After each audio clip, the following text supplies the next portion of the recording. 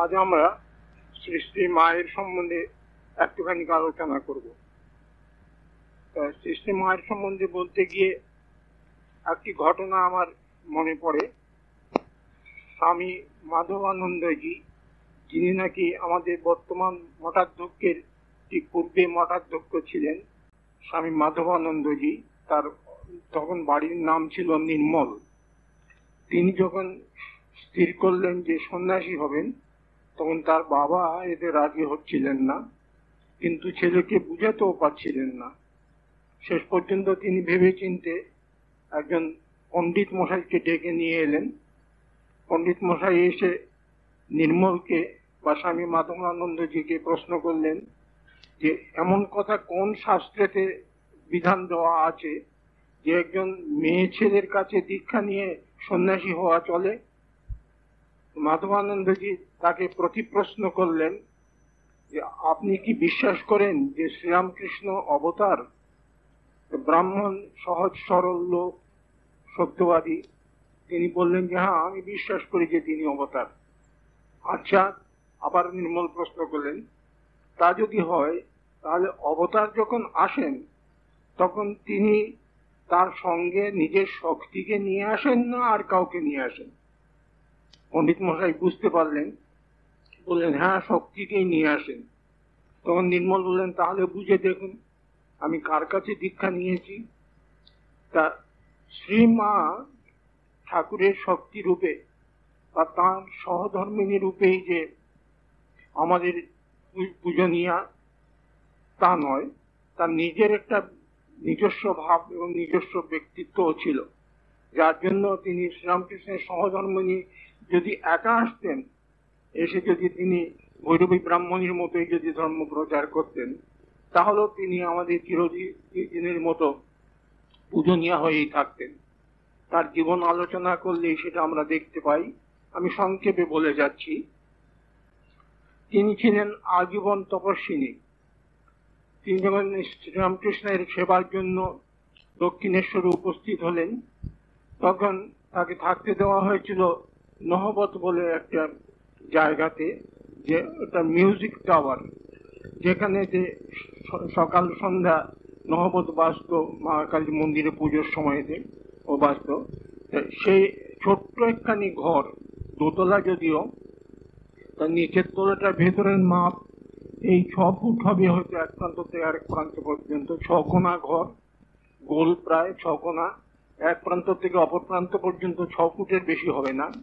আর তার চারদিকে একটি ছোট্ট বারান্দা আছে, এই 3 ফুট কি 4 ফুট চওড়া।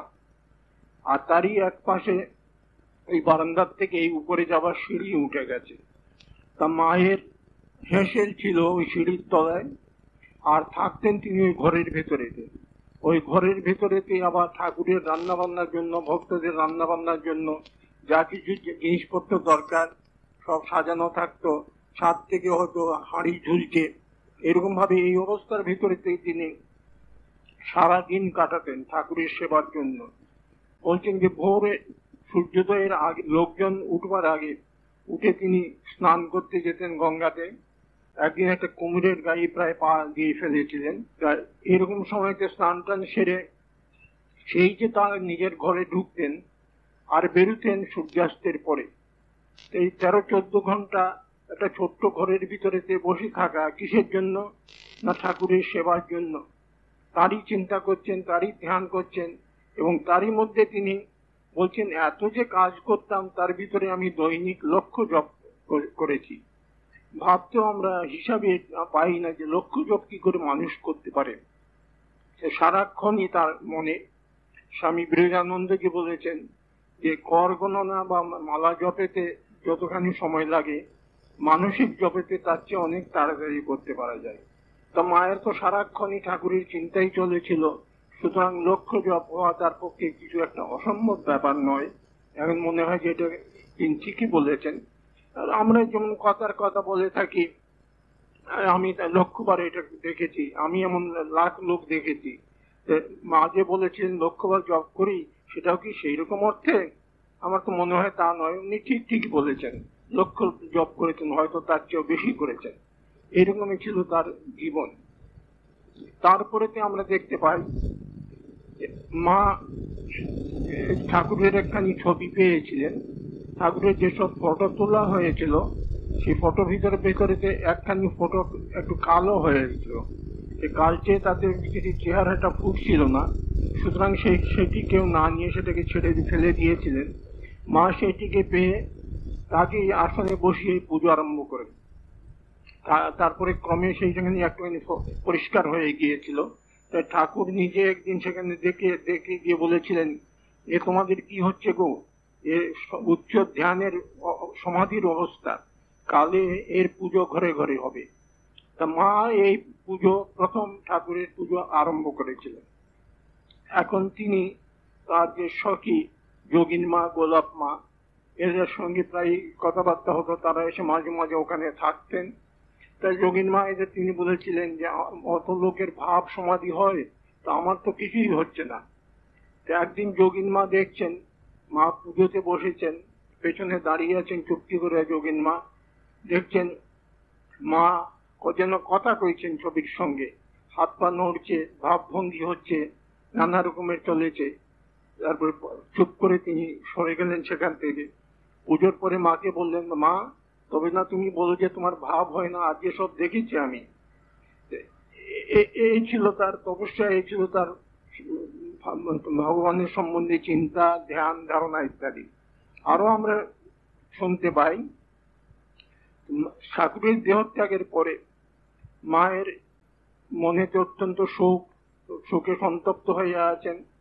সেই সময়তে নেপালের একটি মেয়ে তাকে পরামর্শ দিয়েছিল, মা তুমি পঞ্চতপা করো, তাহলে তোমার এই মনের সন্তাপ দূর হবে। মা পঞ্চতপা করেছিলেন। পঞ্চতপাতে কিরকম না, বাড়ির ছাদে চারদিকে 4 কোণে ঘুঁটের আগুন জ্বালানো হলো, আর উপরে প্রখর সূর্য, এই 5টি আগুনের মাঝে বসে ধ্যান করা। তার সঙ্গে যোগিন মাও বসেছিলেন। এই দুজনে 1 সপ্তাহ ধরে তারা ধ্যান করেছিলেন, এবং তার ফলে যেন চামড়া পুড়ে কালো হয়ে গিয়েছিল। এই তপস্যা তার জীবনেতে দেখতে পাচ্ছি। ভাব সমাধির কথা বললাম, শুধু ভাব সমাধি কেন, তার চেয়েও আরো গভীর সমাধি তার হয়েছিল বলেও প্রমাণ আছে। একদিন যোগিন মার সঙ্গে তিনি ওইরকম ধ্যানে বসেছেন এবং সমাধিস্থ হয়ে গেছেন, শরীরের জ্ঞান ভুলে গেছেন। যখন সমাধির থেকে ফিরে এলেন তখন যোগিন মাকে প্রশ্ন করছেন, যোগিন আমার শরীর কোথায়, শরীরকে কোথায় সেটাকে খুঁজে পাচ্ছেন না। এই ভাব সমাধি, উচ্চ সমাধির স্তরে গিয়ে শরীর তার ভুল হয়ে গেছিল। এরকম ভাবে তার জীবনে আমরা দেখতে পাচ্ছি নানা রকম অনুভূতি, যা তপস্যায় প্রবৃত্তির কথা। তারপরেতে তার জীবনে ত্যাগের কথা ধরুন। লক্ষ্মীনারায়ণ মারোয়ারি এসেছিলেন ঠাকুরের সেবার জন্য, তিনি 10,000 টাকা দিতে চাইলেন। ঠাকুর তার জন্য মনে হল যে মাথায় কেউ কুড়োল মারছে। তিনি বললেন, না, ও টাকা আমার নেওয়া হবে না।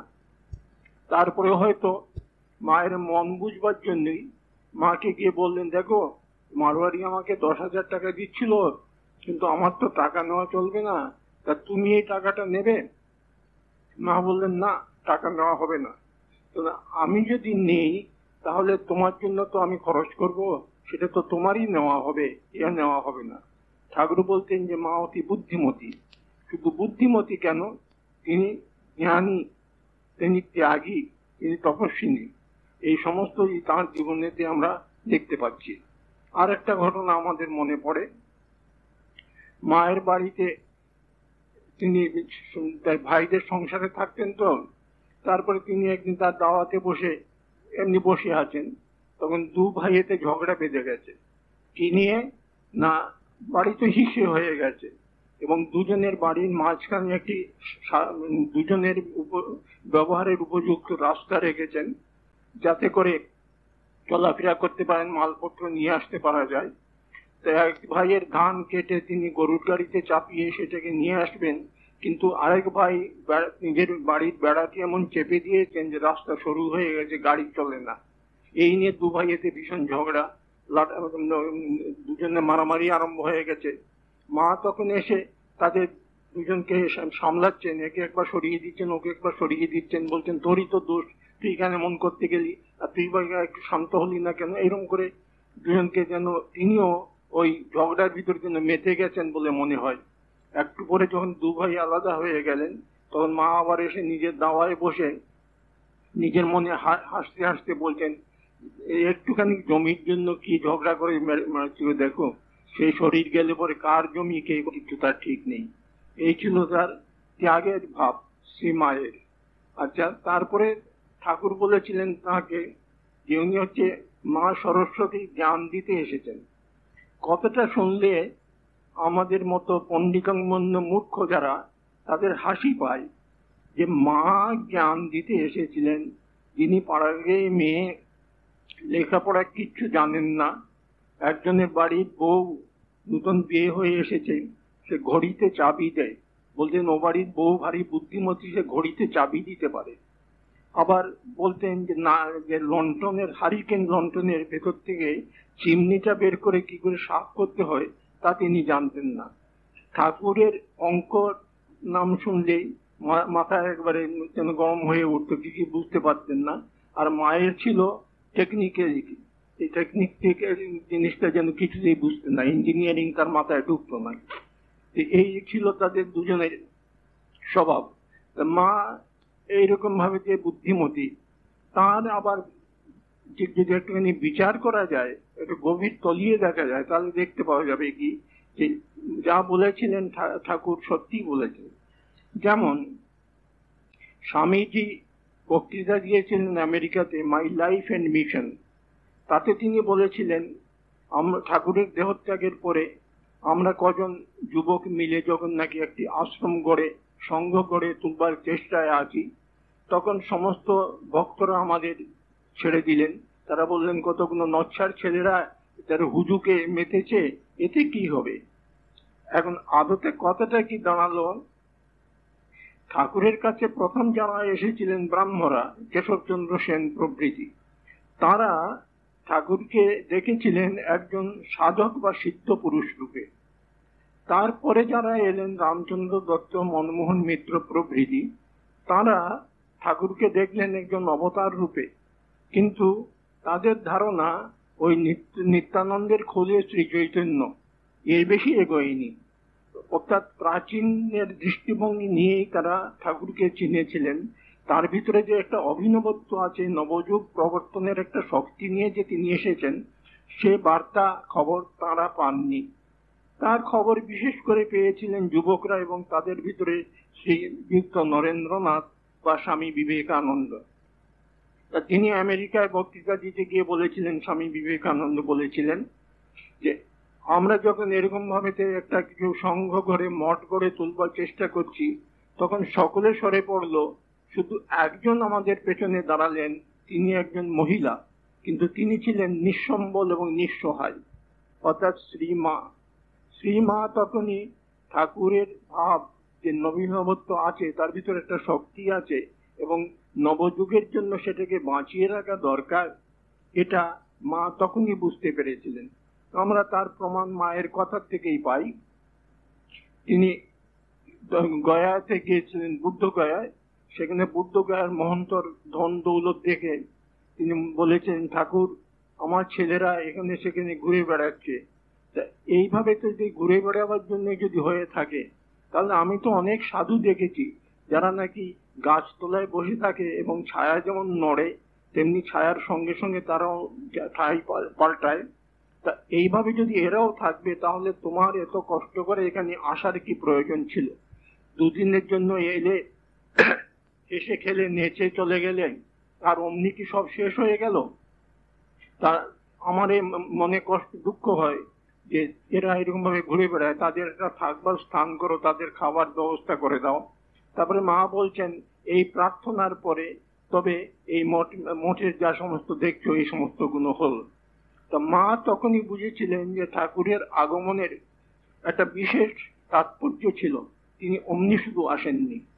তারপরে তার বুদ্ধিমত্তা বা তার সূক্ষ্মদর্শিতার আরো প্রমাণ আরেকটা জায়গায় আমরা পাই।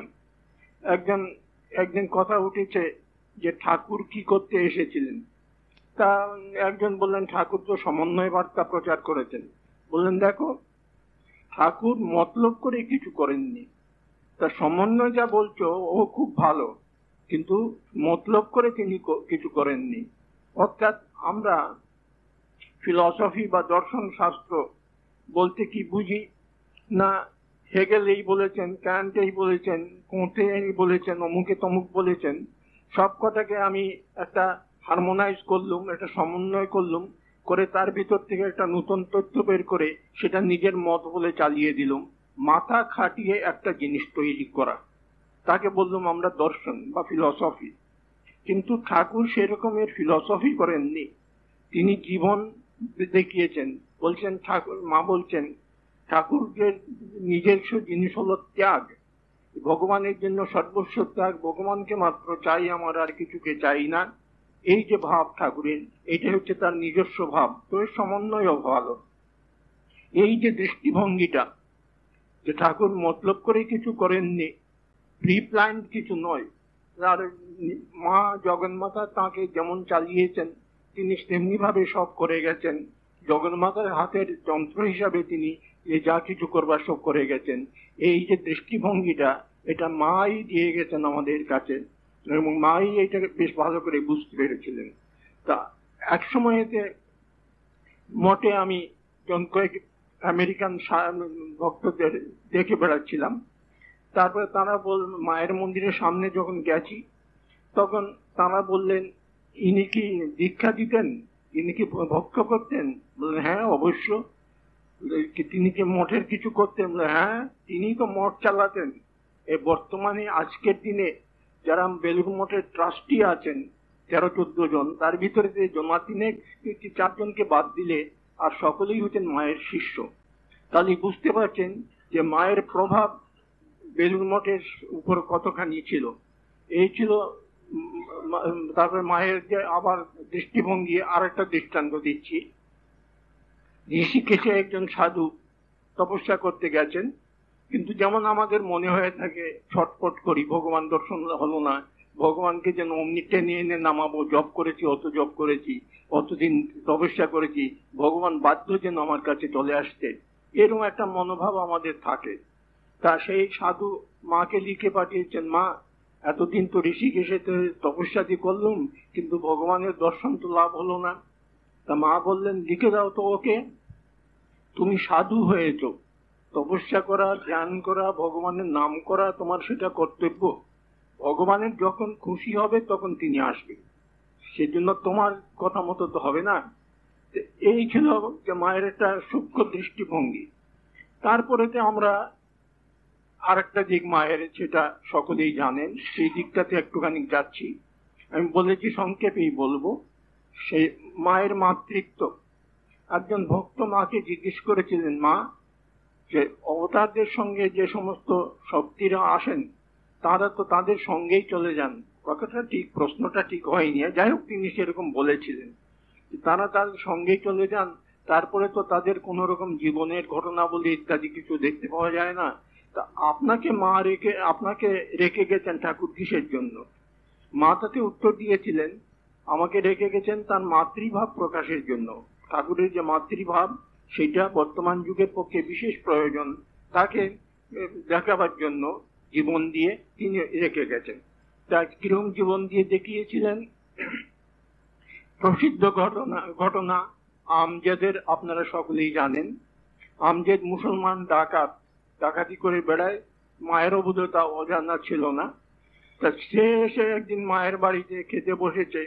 নলিনী দিদি, মায়ের ভাইজি, তিনি পরিবেশন করছেন। ব্রাহ্মণের মেয়ে, আরো মুসলমান, কাজেই একটুখানি দূর থেকে ছুঁড়ে ছুঁড়ে তিনি পরিবেশন করছেন। মা দেখে বললেন, অমন করে পরিবেশন করলে লোকের পেট ভরে, তাতে তৃপ্তি হয়, তুমি না পারো আমায় দাও।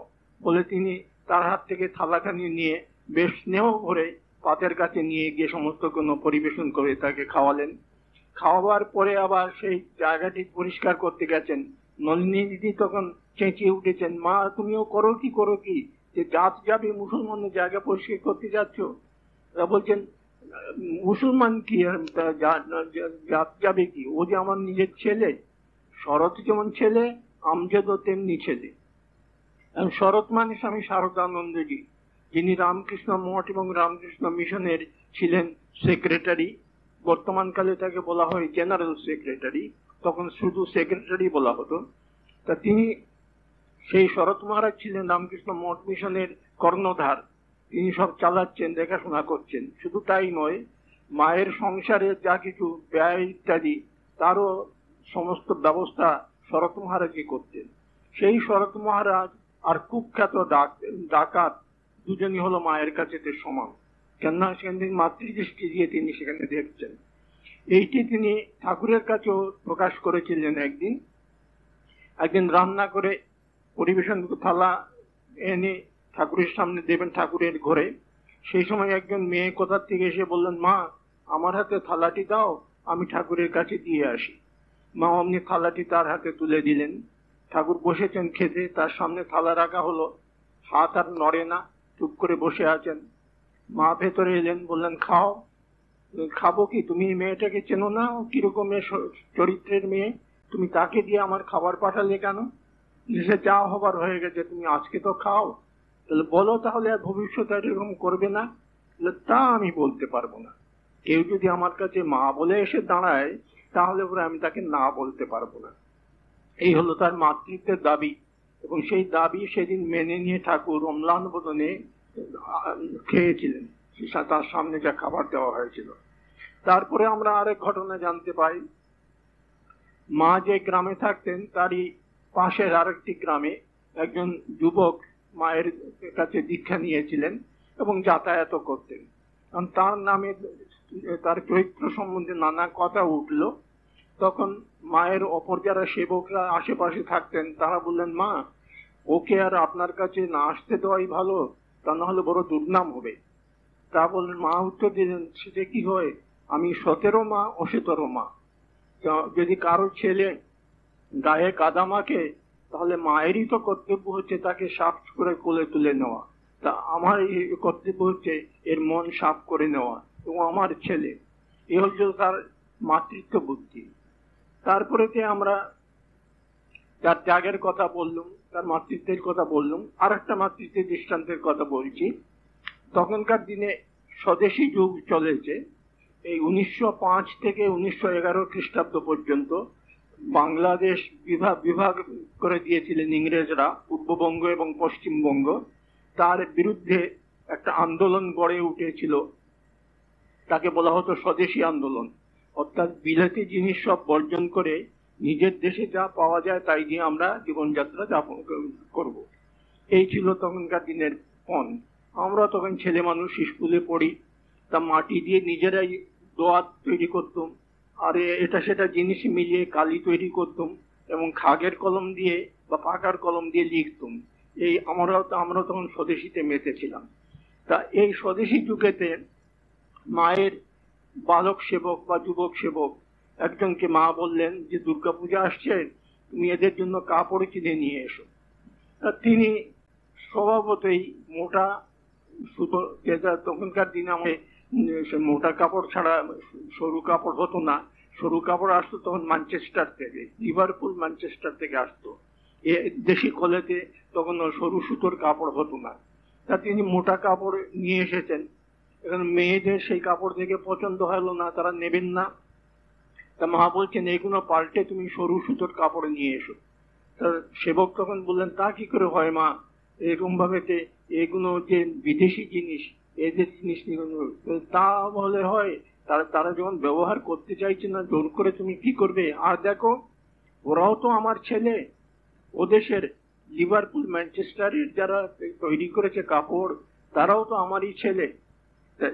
এই ছিল মায়ের দৃষ্টিভঙ্গি। আবার তার সঙ্গে দেখুন আরেকটা দিক দেখুন। এখন ওখানে গ্রামেতে সিন্ধুবালা বলে একজন মেয়ে ছিলেন। তা ইংরেজরা খবর পেয়েছেন যে সিন্ধুবালা নামে একটি মেয়ে, তিনি সন্ত্রাসবাদিনী, তাকে ধরে থানায় আনতে হবে। তা থানার দারোগা এসে ভুল করে যে সিন্ধুবালাকে ধরা উচিত তাকে না ধরে আরেকজন সিন্ধুবালাকে নিয়েছেন। সে তখন অন্তঃসত্ত্বা, তাকে হাঁটিয়ে নিয়ে গেছেন। মার কাছে যখন খবর পৌঁছালো, তখন মা বললেন, এটা কি ইংরেজ রাজের আদেশ, না এটা কর্মচারীর বাড়াবাড়ি? যদি ইংরেজরাজের আদেশ হয় তাহলে এদের দিন ফুরিয়ে এসেছে, আর বেশি দিন থাকতে হবে না। আরবার এরকম ভাবে আরেকটা করোনার কথা শুনে বলেছিলেন, এরা যাবে কবে গো, অর্থাৎ ইংরেজরা যাবে কবে। মায়ের ভিতরে দিয়ে এরকম একটা দেশপ্রীতির ভাবও আমরা দেখতে পাই। তারপরে আরেকটা দিকের কথা সামান্য একটু বলে আমি শেষ করে দিচ্ছি। মায়ের দেবী ভাব, মাকে আমরা মানুষী রূপে দেখলুম, মাকে আমরা তপস্বিনী রূপে দেখলুম, মাকে আমরা মা রূপে দেখলুম, মাকে আমরা জ্ঞানদায়িনী রূপে দেখলুম, মাকে আমরা এখন দেখতে চাচ্ছি একটুখানি দেবী রূপে। তিনি নিজের মুখে মুখে বলেছেন যে আমাতে এবং শ্রীরামকৃষ্ণ ঠাকুরে কোনো তফাৎ নেই। এজন্য হচ্ছে একটি টাকার এপিঠ আর ওপিঠ দুই এক, এই তিনি নিজে বলে গেছেন। একদিন মা বসে আছেন কোয়ালপাড়াতে, বসে আছেন, কয়েকজন সেবক সেখানে যে তার সঙ্গে কথাবার্তা বলছেন। এমন সময় পাশ দিয়ে মা শীতলার যাত্রা বেরিয়েছে, নিয়ে যাচ্ছে তারা ঢাকঢোল বাজিয়ে, কথা বলতে পারছেন না, একজন আরেকজনের কথা শুনতে পাচ্ছেন না। তখন সেবক বলে উঠেছেন, কি জ্বালাতান রে বাপ, থাম না। মা বলেন, সে কি গো, তো আমারই পুজো হচ্ছে। এই তারপরেতে আরেক জায়গায় দেখি জ্ঞান মহারাজ বলে একজন ছিলেন মায়ের সেবক, তিনি দেহত্যাগ করেছেন। তা তিনি মায়ের বাড়িতে বেড়াল ছিল রাধু, মায়ের সঙ্গে রাধু থাকতেন, আপনারা জানেন। সে রাধুর একটি বেড়াল ছিল। তা মা কলকাতায় যাবেন, রাধুও যাবেন, আর জ্ঞান মহারাজ থাকবেন জয়রামবাটিতে, বেড়ালও থাকবে। জ্ঞান মহারাজ মোটে বেড়াল পছন্দ করতেন না, মারধর করতেন। মা ভাবলেন যে জ্ঞানের হাতে বেড়ালটাকে ছেড়ে দিয়ে যাব, ওটা তো বড় কষ্ট হবে। তা বললেন, জ্ঞান দেখো, ও বেড়ালটাকে একটু দেখো এবং মুখে খেতে দিও। তারপরে ভাবলেন যে এতে তো জ্ঞানের মন নাও গলতে পারে। তা বললেন, দেখো আমি তো ওই হয়ে আছি, যা দেবী সর্বভূতে এসো মাতৃরূপে ন সংস্থিতা, যিনি সর্বভূতেতে মা রূপেতে বর্তমান রয়েছেন, বেড়ালের ভিতরেও যিনি মা হয়ে আছেন। সেই জ্ঞান মহারাজের তখন চক্ষু খুলেছিল, তিনি তাকে সেরকম ভাবে সেবা করেছিলেন। এইরকম ভাবে আরো ঠাকুর নিজে বলে গেছেন, ও দেবী সরস্বতী জ্ঞান দিতে এসেছে। তিনি শুধু একজন সাধারণ মেয়ে মানুষ, হয়তো মাতৃভাব তারও থাকতে পারে, শুধু তাই ছিলেন না, তার ভিতরে তার দেবী ভাবও ছিল। তিনি যেমন বললাম, অবতারের সঙ্গে অবতারের শক্তি রূপে তিনি অবতীর্ণ হয়েছিলেন। তিনি স্বয়ং দেবী এবং দেবী রূপে এসেছিলেন, এবং দেবী রূপেই তিনি জীবনযাপন করে গেছেন। আমাদের সব দেখিয়ে গেছেন যে কি করে সাধারণ গৃহস্থ ঘরের ভেতরে থেকেও, সাধারণ কাজকর্মের ভিতরে ব্যাপৃত থেকেও কি করে গোটা মনটাকে ভগবানেতে রাখতে পারা যায় এবং সারা জীবন কিভাবে ভগবত ধ্যানেতে কাটাতে পারা যায়, এটা মায়ের জীবন থেকে আমরা দেখতে পাই। তাই প্রতি পদক্ষেপে নতুন নতুন তথ্য আমরা আবিষ্কার করি।